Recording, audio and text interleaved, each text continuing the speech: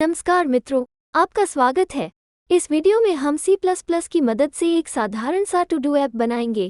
ये एक साधारण सा टू डू ऐप होगा और इसमें सिर्फ ऐड टास्क, शो टास्क और कंप्लीट टास्क का ऑप्शन होगा। तो चलिए समय बर्बाद किए बिना कोड में चलते हैं। हमने यहाँ VS कोड को शुरू कर लिया है, जिसमें हमने ताकियो नाम का डायरेक्टरी को ओपन कर है। अब हम मेकफाइल नाम का एक नया फाइल बनाएंगे, जिससे सहायता से हम आराम से अपने कोड को कंपाइल कर पाएंगे। पूरा मेकफाइल लिखने के बजाय हम एक यूज़र द्वारा लिखा हुआ मेकफाइल का इस्तेमाल करेंगे। इसका लिंक आपको डिस्क्रिप्शन में मिल जाएगा। अब हम एक और नया फाइल बनाएंगे जिसका नाम clang-format होगा। ये हमें कोड को फॉर्मेट करने में सहायता करता है। आपको ये फाइल हमारे गिटहब में मिल जाएगा, जिसका लिंक डिस्क्रिप्शन में है। इसके बाद हम दो नया डायरेक्टरी बनाएंगे, एक इंक्लूड नाम का और एक src नाम का। हमारे जितने भी हेडर फाइल होंगे वो इस इंक्लूड डायरेक्टरी में जाएगी और जो भी सोर्स फाइल होंगी वो src नाम के डायरेक्टरी में जाएंगी। src डायरेक्टरी में अब हम main.cpp नाम का फाइल बनाएंगे, जिसमें हम अपना कोड लिखेंगे। इसके बाद हम utils.cpp नाम का एक और फाइल बनाएंगे, जिसमें हमारे यूटिलिटी फंक्शंस होंगे। अब इस यूटिलिटी फाइल के लिए एक हेडर फाइल बनाएंगे जो कि इंक्लूड डायरेक्टरी में होंगी। अब हम main.cpp फाइल में जाएंगे और अपने हैंडल्स इंक्लूड करेंगे। इसके साथ आप देख सकते हैं कि हमने अपना यूटिलिटी का हेडर भी इंक्लूड किया है, जिसकी सहायता से हम इसके फंक्शंस को इस्तेमाल कर पाएंगे। इसके बाद हम डिफाइन प्री प्रोसेस और डायरेक्टिव का इस्तेमाल करके टास्क का लिमिट सेट करेंगे, जो कि हमने 100 किया है। इसके बाद हम कुछ कलर को डिफाइन करेंगे, जो कि हमारे ऐप को थोड़ा आकर्षित बनाएगा। इसके पश्चात हम अपना मैं फंक्शन लिखेंगे और अगर सब सही है तो हम सक्सेस रिटर्न कर देंगे। अब हम टास्क नाम का एक क्लास लिखेंगे। एक बात पर ध्यान दें कि हम सरलता के लिए क्लास को इसी फाइल में लिख रहे हैं। आप चाहे हो एक इसको दूसरे फाइल में लिख सकते हैं। अब इस क्लास में हम कुछ प्राइवेट मेंबर्स लिखेंगे, जो कि टास्क का नाम, आईडी और स्टेटस होगा। यहाँ स्टेटस 0 यानी टास्क इनकम्प्लीट है और 1 है यानी कंप्लीटेड है। आप इसके बजाय एनम्स का भी इस्तेमाल कर सकते हैं। अब हम एक पब्लिक कंस्ट्रक्टर बनाएंगे, जिसमें डिफ़ॉल्ट में स्टेटस 0 रहेगा। इसके बाद हम क्लास मेंबर्स के लिए गेटर और सेटर लिखेंगे। अब हम मैं फंक्शन में टास्क नाम का एरर बनाएंगे, जो कि सारे टास्क को शामिल करेगा। इसका लेंथ को हम टास्क लिमिट के बराबर होगा। इसके बाद हम एक काउंटर वेरिएबल बनाएंगे और इसको 0 से असाइन करेंगे। ये काउंटर हमें बताएगा कि हमने अभी तक कितना टास्क बनाया है। इसके बाद हम कुछ और वेरिएबल डिफाइन करेंगे, जो टास्क का नाम, टास्क का आईडी कंटेंट करेगा और एक ऑप्शन वेरिएबल जो कि यूज़र का चॉइस को कंटेंट करेगा। इसके पश्चात हम एक डू वाइल लूप लिखेंगे, जो तब तक चलेगा जब तक कि यूज़र 0 एंटर नहीं करता है। हमने डू वाइल लूप इसलिए चुना है ताकि हमें यूज़र को ये कम से कम एक बार दिखाना है। इस डू वाइल लूप के अंदर हम क्लियर स्क्रीन नाम का एक फंक्शन को कॉल करेंगे, जो कि कंसोल की स्क्रीन को क्लियर करने का काम करता है। लेकिन ये फंक्शन हमने अभी तक लिखा नहीं है, तो अगर आप ये कोड को कंपाइल करेंगे तो ये आपको एरर देगा। तो चलिए यूटिलिटी फाइल में हम इस फंक्शन को लिखते हैं। हम यूटिलिटी फाइल में आएंगे और फिर कुछ हेडर इंक्लूड करेंगे, जो कि हम बाद में इस्तेमाल करने वाले हैं। उसके बाद हम क्लियर फंक्शन डिफाइन करेंगे, जिसका रिटर्न टाइप वॉइड होंगे और उसमें एक लाइन होगा जो कि स्क्रीन को क्लियर करता है। अब हम मैन फाइल में आएंगे और जो टेक्स्ट हमें यूज़र को हर लूप की शुरुआत में दिखाना है वो लिखेंगे, जो कि 1 दबाने पर यूज़र टास्क को ऐड कर सकते हैं, 2 दबाने पर वो टास्क को कंप्लीट कर सकता है और 3 दबाकर यूज़र टास्क का इन्फॉर्मेशन ले सकता है। बाद में हम यूज़र को एक चॉइस एंटर करने कहेंगे। यहाँ पर एक बात पर गौर करें कि यूज़र को चॉइस करने के टेक्स्ट के पहले हमने इन्फो नाम का लिमिट मैक्रो का इस्तेमाल करता है, जो कि टर्मिनल में टेक्स्ट का कलर चेंज कर देगा। लेकिन ये तभी चेंज होगा जब आपका टर्मिनल कलर को सपोर्ट करता है। और टेक्स्ट के बाद हमने कलर को फिर से नॉर्मल कर दिए है। अब यूज़र ने जो ऑप्शन सेलेक्ट किया है वो हम ऑप्शन वेरिएबल में ले लेंगे और अगर ऑप्शन इनवैलिड है तो उसे हम -1 से असाइन कर देंगे। इसके पश्चात हम एक स्विच स्टेटमेंट लिखेंगे, जो कि यूज़र ने जो चॉइस एंटर किया है उसके हिसाब से ये कोड रन करेगा। यहाँ हम 5 केस लिखेंगे। पहले के 4 हमारे मेनू में जो है उसके लिए और बाकी का एक डिफ़ॉल्ट केस। अगर यूज़र हमारे मेनू के ऑप्शन के अलावा कुछ और एंटर करता है तो फिर ये केस चलेगा और यूज़र को इनवैलिड ऑप्शन का मैसेज दिखाएगा। अब सारे केस के ऊपर कमेंट लिख देते हैं कि वो कौन सा कार्य कर रहा है।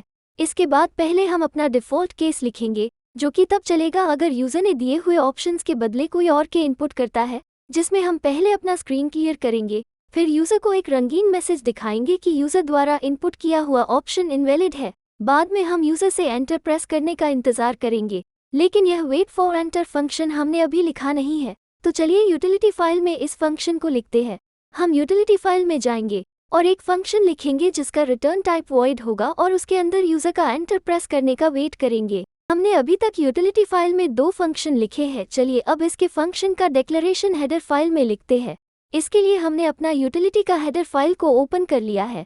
इसमें पहले हम अपना हेडर गॉड लिखेंगे, बाद में हम क्लियर स्क्रीन का डिक्लेरेशन लिखेंगे और फिर वेट फॉर एंटर फंक्शन को भी डिक्लेयर कर देंगे। अब मैं फाइल में चलते हैं। यहाँ पर हमारा डिफ़ॉल्ट केस कंप्लीट होता है। इसके बाद हम ऐप के बाहर निकलने का कोड लिखेंगे जो कि केस 0 है। इसमें सबसे पहले कंसोल का स्क्रीन क्लियर करेंगे, फिर यूज़र को रंगीन मैसेज दिखाएंगे और यूज़र का एंटर प्रेस करने का इंतज़ार करें और फिर हम ऐप से बाहर निकल जाएंगे। अब हम यहाँ टास्क ऐड करने का कोड लिखेंगे जो कि केस 1 है। इसमें पहले हम स्क्रीन क्लियर करेंगे। इसके बाद हम चेक करेंगे कि हमने अभी तक जितना भी टास्क बनाया है वो लिमिट को क्रॉस न करे, और अगर क्रॉस कर रहा है तो फिर एरर मैसेज शो करके यूज़र को मेनू पर ला पटकेंगे। इसके बाद हम यूज़र से टास्क का नाम एंटर करने को कहेंगे एकदम रंगीन अंदाज में, और यहाँ पर ये 2 लाइन एक्स्ट्रा लिख रहे हैं ताकि हमें स्ट्रिंग में स्पेस को भी लेना है। बाद में हम चेक करेंगे कि यूज़र ने अगर कोई टास्क नाम नहीं डाला है तो रंगीन मैसेज दिखाकर फिर से यूज़र को मेनू पर ला पटकेंगे। इसके बाद उसे प्लेस पर टास्क का नाम और आईडी सेट करेंगे। नाम में वो नाम डालेंगे जो कि यूज़र ने इनपुट किया है और आईडी में काउंटर वेरिएबल का कट वैल्यू डाल देंगे। यहाँ पर हम क्लास बनाने के बजाय उसमें चेंज कर रहे हैं क्योंकि शुरुआत में जब हमने एरर बनाए थे उसी समय क्लास बन चुका था डिफ़ॉल्ट वैल्यू के साथ। अब इसके बाद हम अपने काउंटर वेरिएबल को इंक्रीमेंट कर देंगे। इसके बाद हम अपना स्क्रीन क्लियर कर देंगे। यहाँ पर हमारा केस 1 भी कंप्लीट होता है। अब टास्क को कंप्लीट मार्क करने का कोड बनाते हैं जो कि केस 2 है। इसमें पहले हम अपना स्क्रीन क्लियर करेंगे और फिर चेक करेंगे कि अगर यहाँ पर यूज़र ने कोई टास्क ऐड नहीं किया है तो यूज़र को रंगीन मैसेज दिखाकर यूज़र को मेनू पर पटक देंगे। इसके बाद हम यूज़र से टास्क का आईडी लेंगे जो कि हमें कंप्लीट करना है। अगर ये आईडी इनवैलिड है तो हम यूज़र को रेलेवेंट एरर मैसेज शो करेंगे और मेनू का रास्ता दिखाएंगे, और अगर टास्क पहले से कंप्लीट है तो हमें यूज़र को वापस मेनू पर भेज देंगे। और हाँ, यूज़र को रंगीन मैसेज दिखाना न भूलें। और अगर बाकी सब ठीक रहा तो हम टास्क का स्टेटस 1 कर देंगे, जिसका अर्थात ये टास्क कंप्लीट हो चुका है। अब हम यहाँ पर यूज़र को मैसेज दिखा देंगे कि आपका टास्क कंप्लीट हो गया है, और जैसे ही यूज़र एंटर प्रेस करता है हम उसे मेनू में डाल देंगे। यहाँ पर हमारा केस 2 भी कंप्लीट होता है। अब हम केस 3 बनाते हैं जो कि सारे टास्क को शो करेगा। इसमें हम सबसे पहले स्क्रीन क्लियर करेंगे, फिर हम चेक करेंगे कि अगर यहाँ पर यूज़र ने एक भी टास्क नहीं बनाया है तो हम यूज़र को रेलेवेंट मैसेज शो करके मेनू पर भेज देंगे। बाद में हम ऊपर का हेडर को कंसोल में प्रिंट करेंगे। इसके बाद हम यहाँ एक फॉर लूप चलाएंगे जो कि 0 से जितना टास्क बनाया है वो तक चलेगा। बाद में हम यहाँ पर हर एक टास्क का आईडी, नाम और स्टेटस लेंगे और उसको वेरिएबल में स्टोर करेंगे और फिर उसको हम स्क्रीन पर प्रिंट कर देंगे। यहाँ पर हमने ट्रकेट स्ट्रिंग नाम का फंक्शन अभी तक लिखा नहीं है, तो चलिए यूटिलिटी फाइल में चलते हैं और यहाँ पर हम ट्रकेट स्ट्रिंग नाम का फंक्शन लिखेंगे जिसका रिटर्न टाइप स्ट्रिंग होगा। इसके अंदर हम चेक करेंगे कि अगर स्ट्रिंग का लेंथ हमारे डिफाइन किए हुए लेंथ से कम है तो उसमें स्पेसेस ऐड कर देंगे, नहीं तो उसे ट्रकेट कर देंगे। अब पेड स्ट्रिंग नाम का फंक्शन लिखते हैं जिसका रिटर्न टाइप स्ट्रिंग होंगे और यह स्ट्रिंग को पेड करने का काम करेगा अगर उसका लेंथ हमारे दिए हुए लेंथ से कम है तो। अब हम यूटिलिटी के हेडर फाइल में जाएंगे और दोनों फंक्शन का डिक्लेरेशन करेंगे। उसके साथ ही हम स्ट्रिंग हेडर फाइल को इंक्लूड करेंगे। अब मैं फाइल में जाएंगे और फॉर लूप के बाहर एम यूज़र को एंटर प्रेस करने का इंतज़ार करेंगे, और जैसे ही यूज़र एंटर प्रेस करता है उसे हम मेनू में वापस भेज देंगे। यहाँ पर हमारा कोड कंप्लीट होता है। अब हम कोड को रन करने के लिए एक टर्मिनल ओपन करेंगे। इसके लिए हम टर्मिनल पर क्लिक करेंगे और फिर नई टर्मिनल पर क्लिक करेंगे।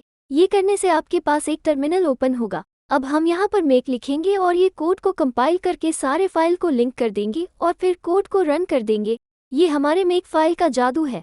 अब यहाँ पर आपको मेनू दिख रहा होगा। चलिए हम यहाँ पर एक नया टास्क ऐड करते हैं। इसके लिए हम एक प्रेस करेंगे और फिर एंटर दबाएंगे। ये हमसे टास्क का नाम मांग रहा है। लेट से हमें ब्रेकफास्ट बनाना है, वो हम यहाँ पर लिखेंगे और ये हमें सक्सेस का मैसेज शो कर रहा है, वो भी रंगीन रंग में, जिसका अर्थ यह है कि यह टास्क ऐड हो चुका है। हम एंटर दबाएंगे। चलिए एक और टास्क ऐड करते हैं।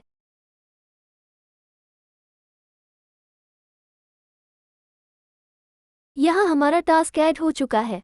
अब हम सारे टास्क को देखते हैं।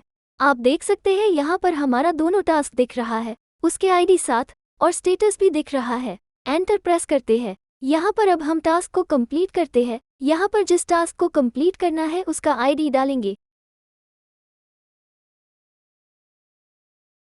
यहाँ हमारा टास्क कंप्लीट हो चुका है। अब हम वापस से सारे टास्क को देखते हैं और आप देख सकते हैं कि हमारा एक टास्क कंप्लीट हो चुका है। अब हम इस ऐप से बाहर निकलने के लिए 0 दबाते हैं और हमें फेयरवेल मैसेज के साथ ऐप से अलविदा करते हैं। एक चीज़ का ध्यान दें कि ऐप क्लोज करने पर हमारे सारे टास्क गायब हो जाएंगे क्योंकि ये मेमोरी में स्टोर है। यदि आपको यह वीडियो पसंद आया हो तो कृपया लाइक करें, अपने दोस्तों के साथ साझा करें और हमारे चैनल को सब्सक्राइब करना न भूलें।